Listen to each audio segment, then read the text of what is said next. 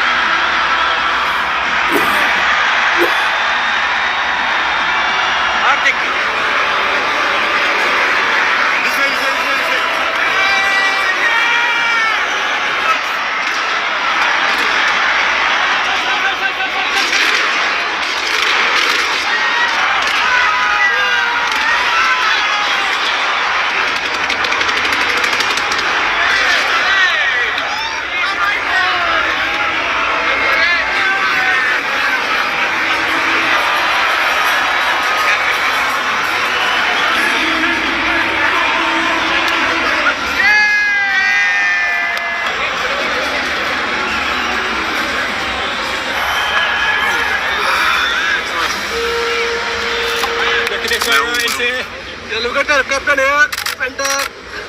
Cool. That's it.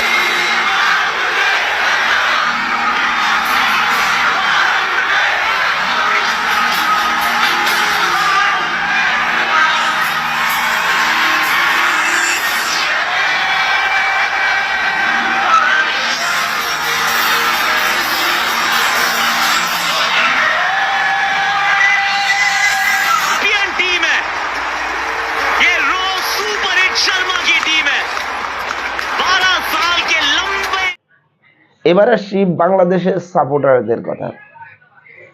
আমি অনেকদিন আগে একটা কলাগাছ মামুনিকে নিয়ে একটা ভিডিও বাংলাদেশে আসলো। কোথায় সেই মামুনি? অনেক খোঁজাখুঁজি করার পরে সেই মামুনিটা আবার দেখা পেয়েছি। ও বাবা, আমার অনেক কষ্ট হয়েছে সেই মামুনিকে খুঁজতে। ওই মামুনিদের ওই কলা গাছই দিতে হবে। যদি কলা গাছ দেওয়া যায় তাহলে ওই মামুনিদের পোষাবে, তাছাড়া আর কোনো ইসে নাই। দেখেন সেই মামুনিকে একটু দেখি।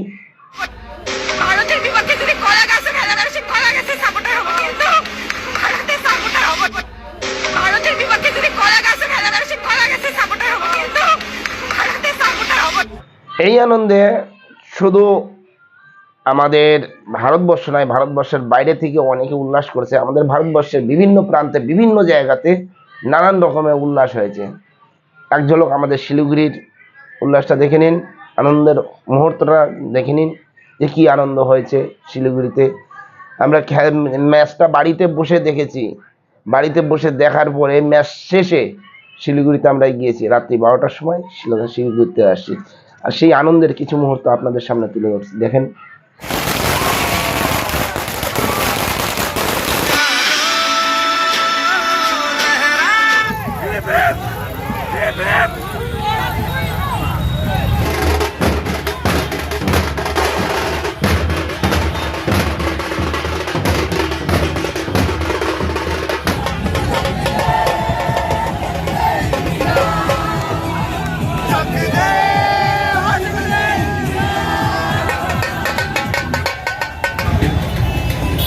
শিলিগুড়ি ভেনাস মোড়ে এখন পর্যন্ত মেন মোড় পর্যন্ত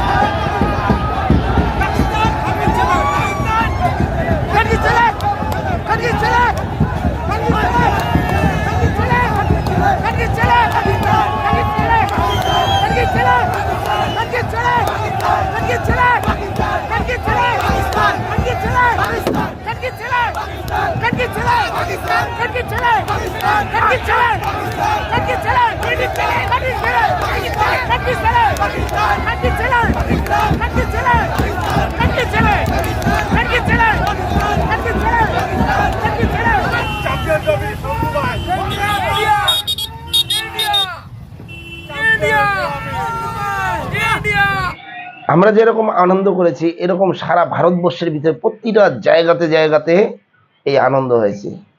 যে কাশ্মীর আগে পাকিস্তানের সাপোর্ট করতো, সেই কাশ্মীরে এখন বোমা আতশবাজি ফুটে ভারতের জয়।